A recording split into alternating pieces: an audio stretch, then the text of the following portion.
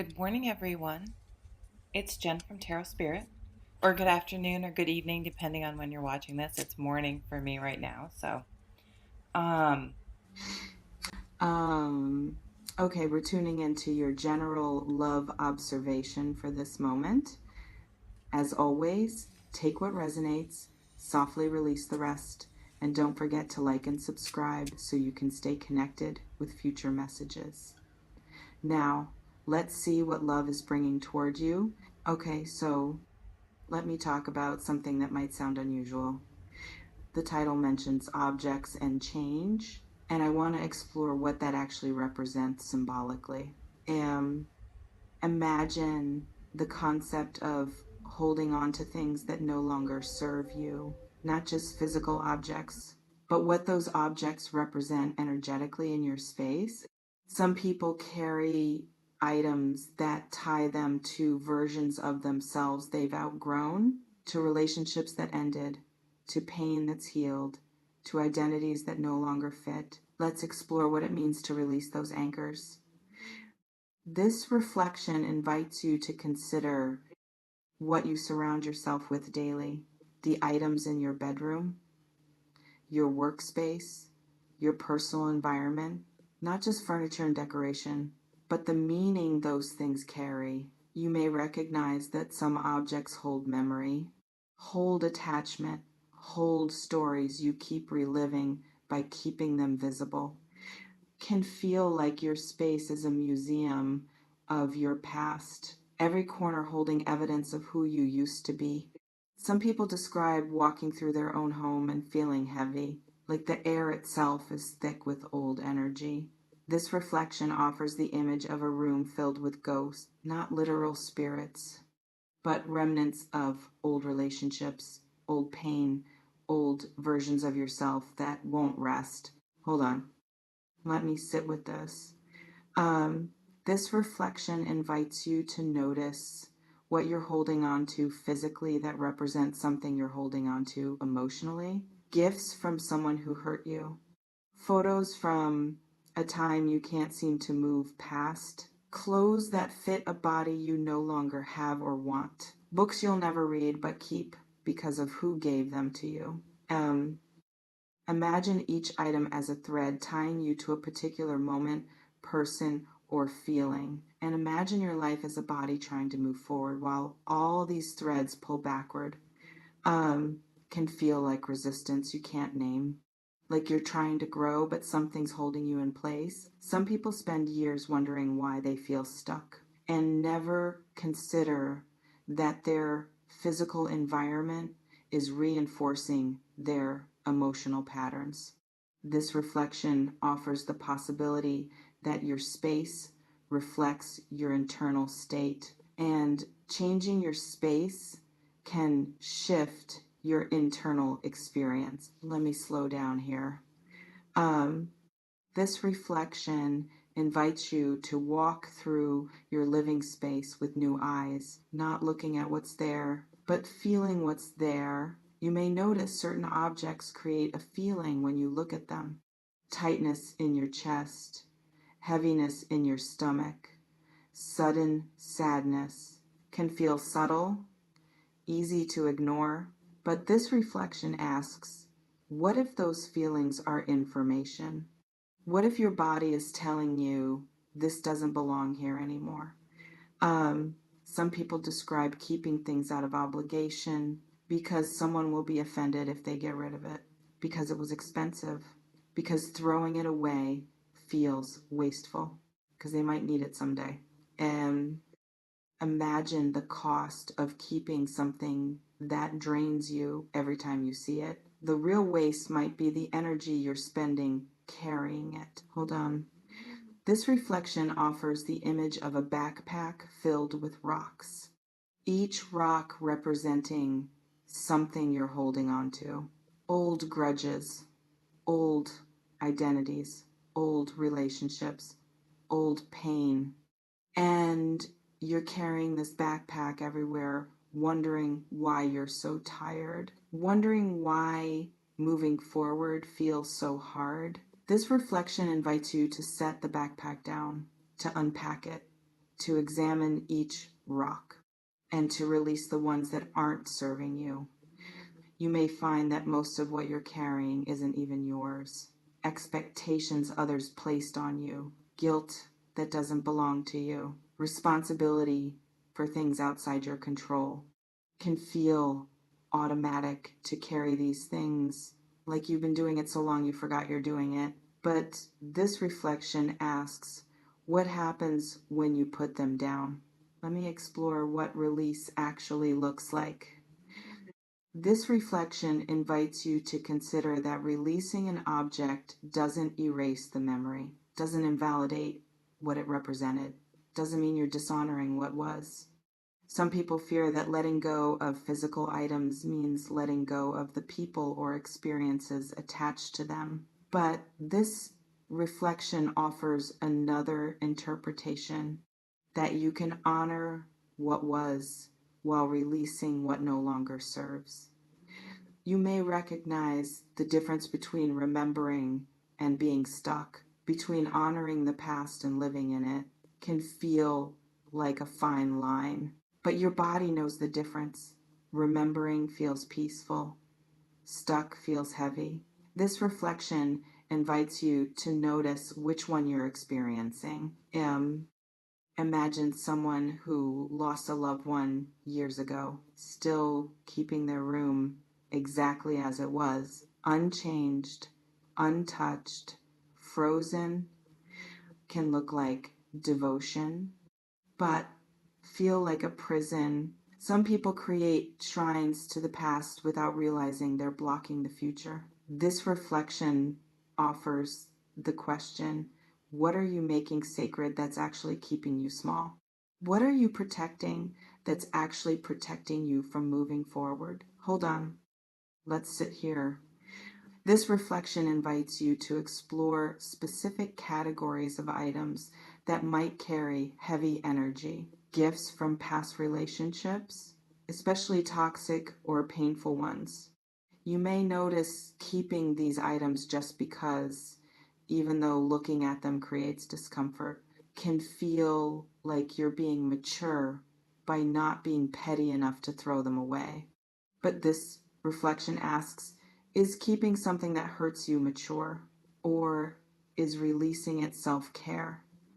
Some people describe a shift that happens when they finally let go of these items, like a weight lifts they didn't know they were carrying, like suddenly they can breathe deeper in their own space. This reflection offers the image of your home as your sanctuary and asking yourself, does this item belong in my sanctuary? Does it add to my peace or subtract from it? Let me explore other categories.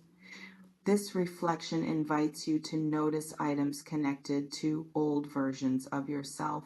Clothes from when you were trying to be someone you're not. Diplomas or awards from paths you abandoned. Hobbies you forced yourself to enjoy because you thought you should.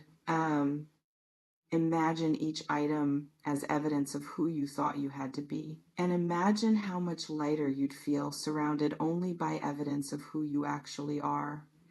You may recognize that some objects represent dreams that aren't yours, expectations you internalize, versions of success that don't actually appeal to you. Can feel disloyal to release them, like you're giving up or admitting failure. But this reflection offers another lens, that releasing false dreams makes room for true ones, that letting go of who you're not reveals who you are. Some people keep broken things, items that don't work anymore but they can't seem to discard. This reflection invites you to explore what that symbolizes.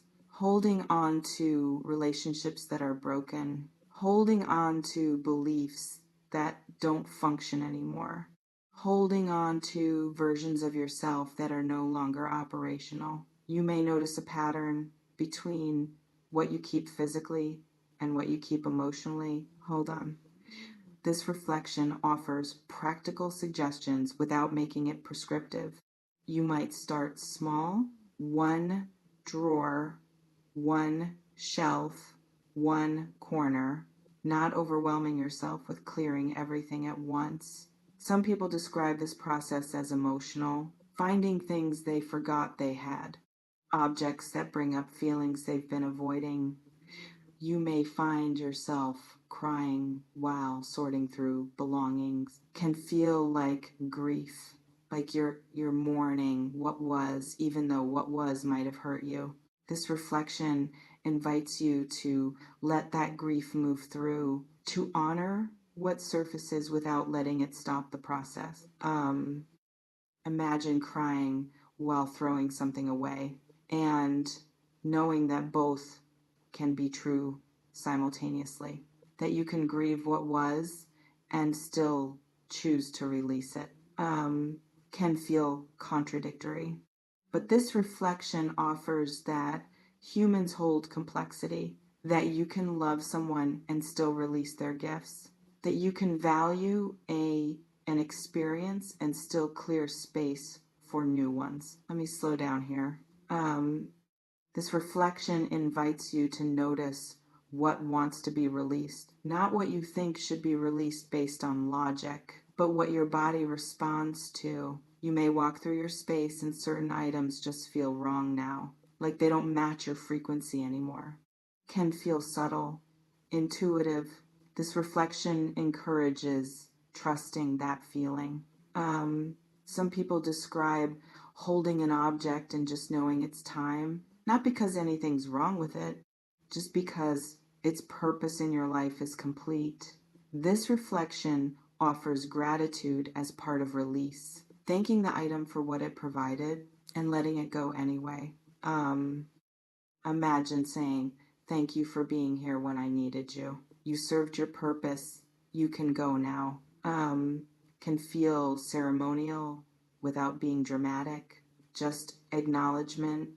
This reflection invites you to create your own releasing ritual if that feels supportive, not from superstition, but from honoring the transition. Hold on.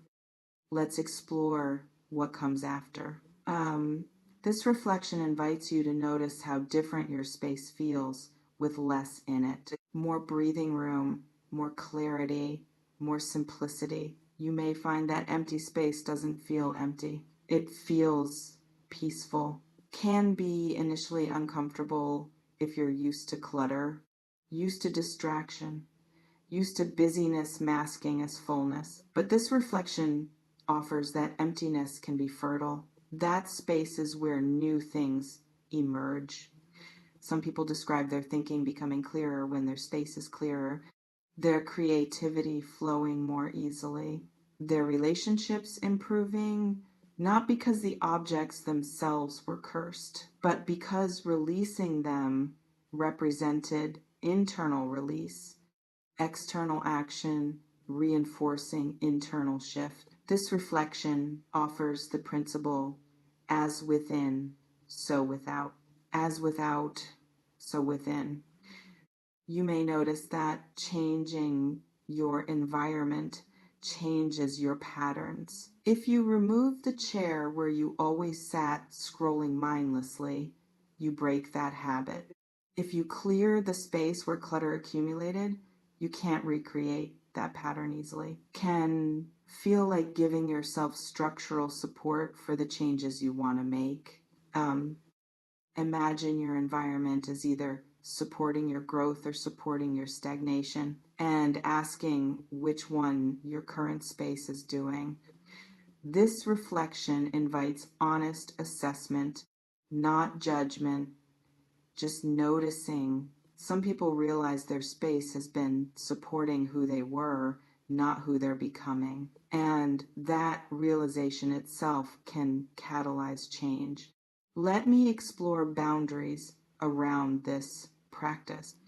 This reflection doesn't suggest throwing away everything, doesn't advocate for minimalism as ideology, it simply invites intentionality. You may love certain objects that bring genuine joy, comfort, meaning, can keep those without question. This reflection is about the items that don't bring those feelings, the ones you keep out of guilt, obligation, or inertia. Some people describe the difference as clear once they tune in. Some objects light them up, others drain them. This reflection invites keeping what lights you up, releasing what drains you, even if that challenges social expectations, even if someone gave it to you, even if it was expensive. Your peace matters more than any of those considerations. Hold on. This reflection offers the image of your home as an extension of your body. Would you keep something in your body that was making you sick? Then why keep something in your home that's doing the same? Um, Imagine treating your living space with the same care you treat your physical health, nourishing it, cleansing it, protecting it from toxins, can shift your entire relationship with your environment. From passive container to active participant in your well being. Some people start noticing what they bring into their space more carefully after clearing, asking, does this belong here? Before acquiring new things, creating a filter that didn't exist before. This reflection invites you to become the guardian of your own space, choosing what gets access intentionally. Take a breath. This reflection doesn't promise that releasing objects solves everything, doesn't claim your life transforms magically, but it does offer that external clearing often mirrors internal clearing. That physical release can support emotional release, that your environment influences your state more than you might realize. You may find that releasing one object leads to releasing another, that the process builds momentum, that clearing creates clarity, that creates more clearing, can feel like a spiral, not vicious, virtuous. This reflection invites you to start wherever you are with whatever feels manageable. One item, one drawer, one corner. Trust that small actions accumulate, that you don't have to do this perfectly, that the intention itself carries power. Take what resonates here, softly release the rest, and trust yourself to know what belongs in your space and what doesn't.